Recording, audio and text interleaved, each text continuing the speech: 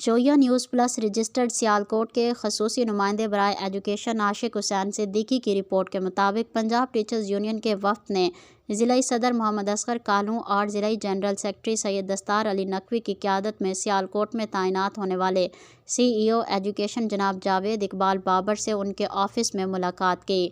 Punjab teachers union کے senior رہنما امجد پرویز گھمن، ناصر لطیف گجر، انور وردک، محمد منشا گھمن، ذوالفقار بھٹی اور دیگر رہنما بھی وفد کا حصہ تھے۔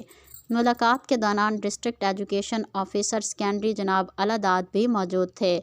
وفد نے سی ای او ایجوکیشن جناب جاوید اقبال بابر کو بطور سی ای او اپنی ذمہ داریاں سنبھالنے پر مبارکباد دی، پھولوں کا گلدستے پیش کیے اور نیک خواہشات کا اظہار کیا۔ اس موقع پر بات چیت کرتے ہوئے سی ای او ایجوکیشن نے کہا کہ اساتذہ میرے دست و بازو اور نہایت قابل احترام ہیں۔ اساتذہ کی عزت نفس پر کوئی سمجھوتہ نہیں کیا جائے گا۔ اساتذہ حقوق کے تحفظ کے لیے پنجاب ٹیچرز یونین کی کاوشیں قابل ستائش ہیں۔ اساتذہ کی فلاح و بہبود کے لیے یونین کی تجاویز کا خیر مقدم کیا جائے گا۔